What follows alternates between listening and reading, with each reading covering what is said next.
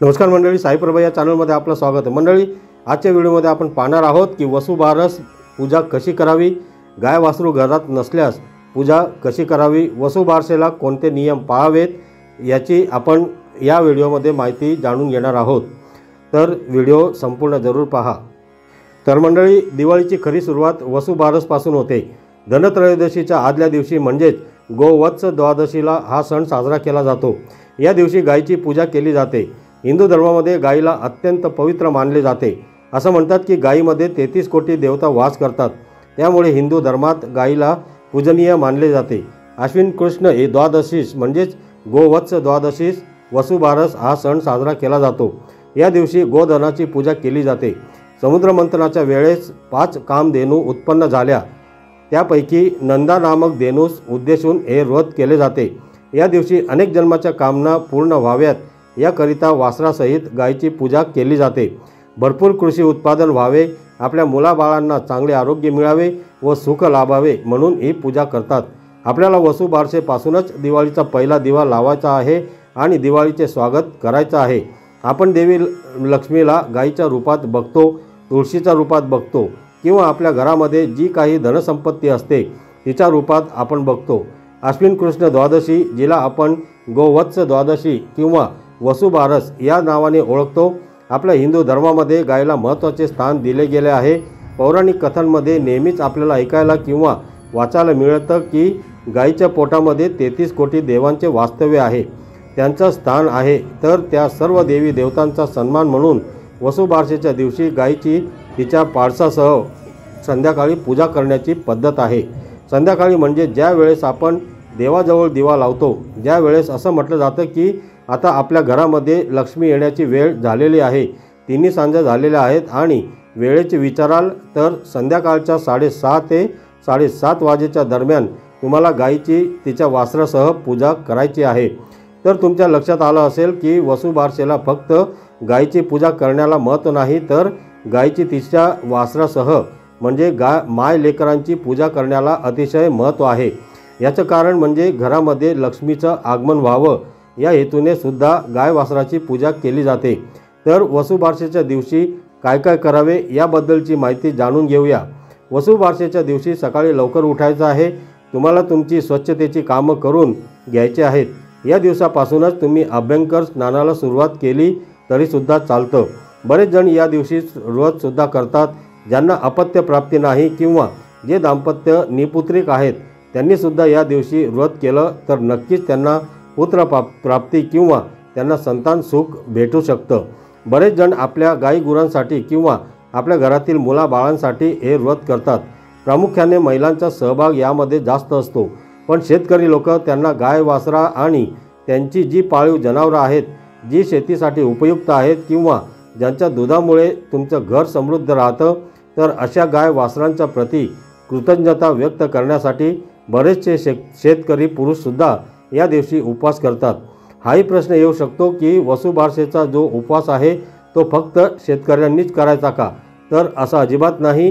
जे नोकरी व्यवसाय करत असतील किंवा वर्किंगला असतील अशांनीसुद्धा वसुबारसेचा उपवास केला तरीसुद्धा चालतो, कारण गाईच्या दुधाचा वापर किंवा गाईच्या दुधापासून बनवलेले जे काही पदार्थ आहेत ते आपण सर्वजण खातो पितो, त्यामुळे तुम्हालासुद्धा उपवास करायचा असेल तर नक्कीच करू शकता। उपवासामध्ये तुम्ही फळं खाल्ली तरी चालतील, फळांचा रस पिला तरी चालेल आणि अजून एक सांगायचं झालं तर तुम्हाला उपवासाच्या पदार्थामध्ये गाईचं किंवा म्हशीचं दूध असेल म्हणजे दूध असेल, दुधाचे पदार्थ असतील की जे उपवासामध्ये चालतात, दही, दूध, ताक, लस्सी जे काही असेल ते सुद्धा घेता येणार नाही आहे। तर तुम्हाला तेलकट तुपकट पदार्थ किंवा गाईच्या दुधापासून बनवलेले पदार्थ हे सोडून उपवासामध्ये जे खाता येईल ते तुम्ही खाऊ शकता आणि तुमचा वसुबारसेचा उपवास जो आहे तो पूर्ण करू शकता। आता वसुबारसेपासून तुम्हाला तुमच्या घराच्या अंगणामध्ये दररोज रांगोळी काढायला सुरुवात करायची आहे। तर दिवाळीचे हे काही 4-5 दिवस असतात ते अतिशय महत्त्वाचे असतात। तुमच्यापैकी बऱ्याचशा जणी दररोजच तुळशीजवळ किंवा तुमच्या घराच्या मुख्य दाराच्या समोर रांगोळी काढतच असाल। तुमच्या घरामध्ये जे काही देवारा असेल तिथे सुद्धा बऱ्याच जणी रांगोळी काढत असतात, पण दिवाळीच्या या 4-5 दिवसांमध्ये तुम्हाला दररोज रांगोळी काढायची आहे। रांगोळी हे शुभ चिन्हांपैकी एक आहे, ज्यामुळे आपल्या घरामध्ये सकारात्मकता येते, पॉझिटिव्हिटी येते। तर तुम्हाला नक्कीच तुमच्या घराच्या अंगणामध्ये किंवा घराच्या समोर जी जागा असेल तिथे रांगोळी काढत जायचं आहे। अगदी मोठी नाही काढली तरी सुद्धा चालेल। साधी लक्ष्मीची पावलं किंवा गायीची पावलं, जिला आपण गोपद्म म्हणतो, तुम्ही तुमच्या दाराशी या वसुबारसेच्या दिवशी काढू शकता। तुमच्या देवघरामध्ये जर गाय वासराची मूर्ती अद्याप नसेल तर तुम्ही वसुबारसेपर्यंत ती कधीही खरेदी करू शकता आणि वसुबारसेच्या निमित्ताने तिची स्थापनासुद्धा तुमच्या देवारात करू शकता। ज्यांच्याकडे पहिल्यांदाच आहे तर ते गाय वासराच्या मूर्तीला स्नान घालू शकता आणि तुमच्याकडची मूर्ती जर स्नान घालण्यायोग्य नसेल तर तुम्ही ती पुसूनसुद्धा पुन्हा देवघरामध्ये ठेवली, तिची साध्या सोप्या पद्धतीने पूजा केली तरीसुद्धा चालते। तर पूजेमध्ये विशेष काही अवघड नसतं। जर तुम्ही दररोज म्हणजे तुमच्याकडे पहिल्यापासूनच गाय वासराची मूर्ती असेल तर तुम्ही दररोज देवी देवतांना स्नान घालत असाल, त्याचबरोबर गाय वासराला सुद्धा स्नान घालत असाल आणि जशी मूर्ती पुन्हा देवघरामध्ये ठेवतात तसं ठेवलं तरीसुद्धा चालेल। ज्यांची इच्छा आहे की आपण सेपरेट पूजा मांडणी करावी तर तसं केलं तरीसुद्धा चालेल, पण सगळ्यात अगोदर आपल्याला या पूजेमध्ये गणपती बाप्पांची पूजा करावी लागते आणि गाय वासरू म्हटलं की आपल्यासमोर भगवान श्रीकृष्णांची मूर्तीसुद्धा येते किंवा भगवान श्रीकृष्णांचं चित्र आपल्या डोळ्यासमोर उभं राहतो, तर त्यांची पूजासुद्धा आपल्याला करावीच लागते। मग बाकी देवी देवतांची काय केले तर मला असं म्हणायचं आहे, सेपरेट पूजा मांडणी करण्यापेक्षा आणि या देवाची पूजा फक्त या दिवशी करायची आहे, या देवी देवतांची करायची नाही असा भेदभाव करण्यापेक्षा आपल्या देवघरांमध्येच ती मूर्ती ठेवावी आणि गाय वासरांसह सर्व देवी देवतांची सुद्धा या दिवशी पूजा करावी। तर नेहमीप्रमाणे धूपदीपांनी ओवाळून नमस्कार करून त्याचबरोबर नैवेद्य दाखवून तुम्ही गाय वासराची पूजा करू शकता। नैवेद्यामध्ये या दिवशी गवारीची भाजी त्याचबरोबर भाकरी हा नैवेद्य दाखवण्याची पद्धत आहे किंवा ज्या महिला उपवास करतात त्यासुद्धा या दिवशी गवारीची भाजी आणि भाकरी खाऊन मग उपवास सोडतात। त्याचबरोबर बऱ्याच ठिकाणी उडदाचे वडेसुद्धा नैवेद्यामध्ये ठेवले जातात। आता तुम्ही हे विचाराल की उडदाचे वडे मग तेल तर नाही वापरायचं, मग कसं काय? तर तुम्ही हे जे वडे आहेत उडदाचे म्हणा किंवा मुगाचे म्हणा तर ते वापरून घेऊ शकता। खरं बघायला गेलं तर या दिवशी आपण गव्हापासून किंवा मुगापासून बनवलेले पदार्थसुद्धा खायचे नसतात। गाईला ते नैवेद्य म्हणून चालतात, पण आपण मात्र ते ग्रहण करायचं नसतं। याची एक कथा आहे, ती सुद्धा आपण आता पुढे बघणार आहोत। ज्यांना गाय वासराची मूर्ती घेणे शक्य नसेल तर त्यांनी देवाच्या समोर म्हणजे जिथे तुमचा देवारा असेल तिथे जागा असेल किंवा कुठे रांगोळी म्हणून काढताना तुम्ही गायीची पावलं ज्याला आपण गोपद्म म्हणतो तर ती गोपद्म काढली, त्यांची हळदी कुंकू वाहून पूजा केली, त्यांनाच फुलं वाहिली, एक दिवा तिथे लावला, त्याचबरोबर तिथेच त्या गोपद्मांनाच नैवेद्य दाखवला तरीसुद्धा चालतं। किंवा तुम्ही चांगल्या चित्रकार असाल तर तुम्हाला खरोखर गाय वासराचं चित्र रेखाटता आलं तर त्याची पूजा केली तरीसुद्धा चालतं। आणि जे शेतकरी आहेत ज्यांच्याकडे खरंच गाय वासरू आहेत तर त्यांनी गाय वासरूच काय, त्याचबरोबर तुमच्या गोठ्यामध्ये जे काही पाळीव प्राणी असतील त्या सर्वांची पूजा या दिवशी करायची आहे। या दिवशी तुम्ही तुमच्या शेती कामामध्ये उपयोगी येणाऱ्या किंवा तुमच्या कोणत्याही पाळीव प्राण्यांना शेतीमध्ये जुंपायचं नाही आहे। जसं आपण नागपंचमीचा दिवस पाळतो की ज्या दिवशी आपण गाय वासरांना म्हणजे शेतीच्या कामासाठी जुंपत नाही, किंवा त्या दिवशी आपण जसं वर्ज दिवस पाळतो तवा न ठेवणे वगैरे बऱ्याच ठिकाणी वसुबारसेला सुद्धा असं पाळतात।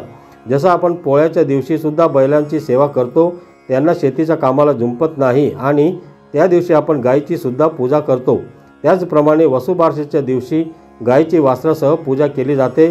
तर तिचं वासरू हे बैलसुद्धा असू शकतं आणि परत तयार होणारी दुसरी गोमातासुद्धा असू शकते। त्यामुळे या दिवशी आपल्याला बैलांची पूजासुद्धा करायची आहे। तरी या दिवशी तुम्ही गायीला सकाळी स्नान घातलं तरीसुद्धा चालेल आणि ही वसुबारसाची जी काही पूजा आहे ती तुम्ही सकाळी केली तरीसुद्धा चालते आणि संध्याकाळी फक्त नैवेद्य दाखवला तरीसुद्धा चालतं तुमच्या सोयीनुसार, कारण शक्यतो देवी देवतांना जे काही स्नान आहे ते आपण सकाळीच घालतो। त्यामुळे तुम्हाला सेपरेट पूजा मांडायची असेल तर तसं, किंवा देवघरातच पुन्हा तुम्ही पूजा करणार असाल तरी पण सकाळी तुम्ही गाई वासराला सुद्धा स्नान घाला, तिथेच त्यांची पूजा करा आणि संध्याकाळी नैवेद्य दाखवला तरीसुद्धा चालतं।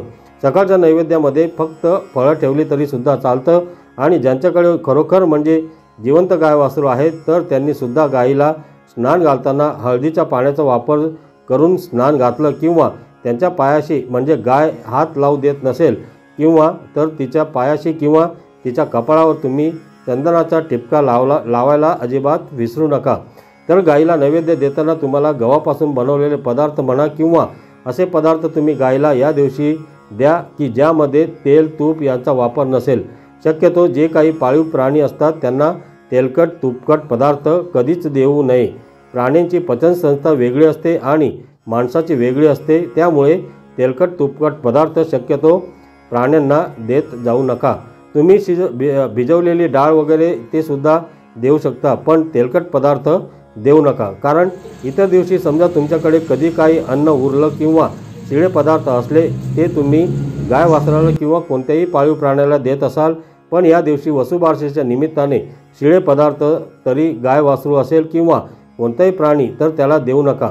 शक्यतो ताजं अन्न देण्याचा प्रयत्न करा। आणि मी तर तुम्हाला हेही सांगेल की तुम्हाला जर गोशाळेत जाणं शक्य झालं तर तिथे तुम्ही गाईला हिरवा चारा दान करू शकता किंवा एक गाईला काय अन्न पदार्थ लागतात ते सुद्धा तुम्ही या दिवशी गोशाळेमध्ये दान करू शकता। तुम्हाला गोमातेचा आशीर्वाद लाभेल, तुमच्या पदरी थोडं का होईना पुण्य पडेल। गायीची पूजा करताना या दिवशी तुम्हाला काही मंत्र म्हणता आले, काही श्लोक म्हणता आले तर अतिउत्तम। श्रीकृष्णांच्या संबंधित असतील किंवा श्री हरी विष्णूंच्या संबंधित तर त्या श्लोकांचा किंवा मंत्रांचा जप तुम्हाला या दिवशी करता येईल। दोन्ही हात जोडून म्हणाला तरीसुद्धा चालेल। तुमच्याकडे तुळशीची माळ असेल त्या माळेवर तुम्ही जप केला तरीसुद्धा चालेल। गीतेतला 15वा अध्याय तुम्ही या दिवशी तुमची पूजा मांडणी जिथे असेल तिथे बसून म्हणालात किंवा त्याचं पठण केलं वाचन केलं तरीसुद्धा चालतं किंवा यूट्यूबवर तुम्हाला ऐकायला मिळालं तर ऐकलं तरीसुद्धा पुरेसं आहे। पण या दिवशी काही का होईना तुम्ही मंत्र श्लोक किंवा धार्मिक कथा ज्या आहेत त्या नक्की वाचायला हव्यात। काही सोपे श्लोक किंवा मंत्र मी तुम्हाला सुचवतो। तर पहिला आहे ओम नमो भगवते वासुदेवाय, दुसरा आहे ओम नमो नारायणाय। आणि ज्या पती पत्नींचा एकमेकांशी पटत नाही किंवा ज्यांना अजूनपर्यंत आपल्या अपत्य प्राप्ती नाही, संतान सुख नाही किंवा वैवाहिक जीवनामध्ये अजिबात सुख नाही आहे, सतत कटकटी आहेत, तर त्यांनी एक अतिशय प्रभावी मंत्र आहे तो म्हणाला तरीसुद्धा चालेल, ओम नमो भगवते वासुदेवाय। तर हा जो काही मंत्र आहे याच्या प्रभावामुळे तुमच्या जीवनामध्ये नक्कीच खूप बदल घडून येतील, चांगले बदल घडून येतील। त्यामुळे हा जो मंत्र आहे तो तुम्ही नक्की म्हणा। वसुबारसेला गव्हाचे किंवा मुगाचे पदार्थ का खाल्ले जात नाही, तर गाय वासराला नैवेद्य म्हणून दिले तर चालतात, पण आपण का खायचे नाही तर याची एक थोडक्यात कथा आहे, ती मी तुम्हाला आता सांगतो म्हणजे तुम्हाला कळेल। एक वृद्ध बाई होती आणि तिला एक सून होती। त्यांच्या गोठ्यामध्ये गुरेसुद्धा होती, गवाळी मुगाळी असे वासरेसुद्धा होती। म्हणजेच काय, वासरांचे नाव एकाचं गवाळी आणि एकाचं होतं उबाळी।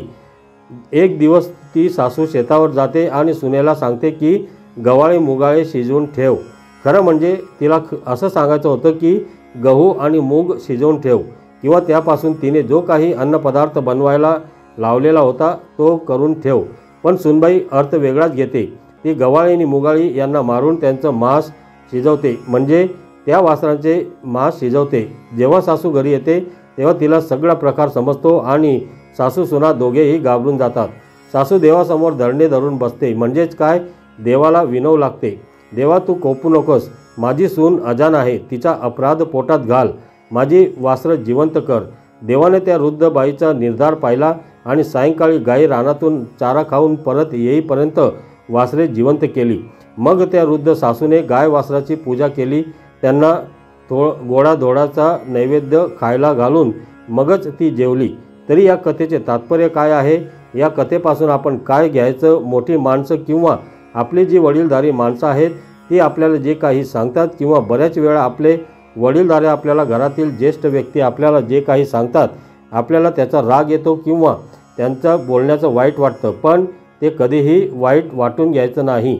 आपल्याला काही गोष्टी समजल्या नाहीत तर नम्रपणे पुन्हा विचारून नीट समजून घ्यायचं आणि त्याप्रमाणे आपली वागणूक ठेवायची।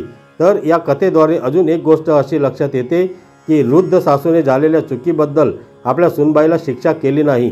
ती चूक तिच्या अजाणतेपणे झाली होती आणि तिच्या अजाणतेपणामुळे घडलेल्या अपराधासाठी क्षमा करण्याची विनंती तिने देवाला केली होती। तर कथेतून आपल्याला हे समजतं की सुनबाईकडून गवाळी आणि मुगाळी या वासरांना मारण्याचा अपराध झाला होता। त्यामुळे या दिवशी गव्हापासून किंवा मुगापासून बनवलेले पदार्थ खाऊ नयेत अशी आख्यायिका आहे। हे जे आपली हिंदू धर्म संस्कृती आहे शिकवते तीच माहिती फक्त तुमच्यापर्यंत पोहोचवण्याचा मी माझ्या चॅनलच्या माध्यमातून नेहमी प्रयत्न करत असतो। तर येत्या वसुबारसेला तुम्ही संध्याकाळी दिवाळीचा पहिला दिवा लावायला विसरू नका। त्याचबरोबर वसुबारसेची पूजा करायला सुद्धा विसरू नका।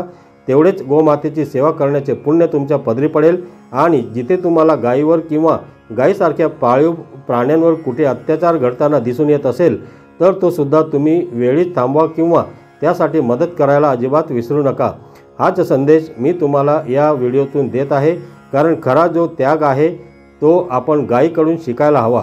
खरी कृतज्ञता तर आपण गायीची व्यक्त केली पाहिजे।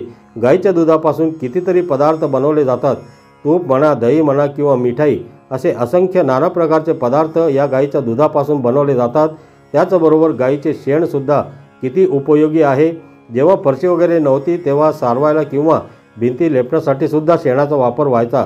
अजूनसुद्धा म्हणजे आपण कितीही मॉडर्न झालो असू किंवा कितीही आपण सुधारला असो, म्हणजे सिमेंट काँक्रिटीकरणाच्या जगात आपण राहायला गेलेलो असो, तरी पण पूजेमध्ये आपल्याला गोमूत्राची गरज पडते।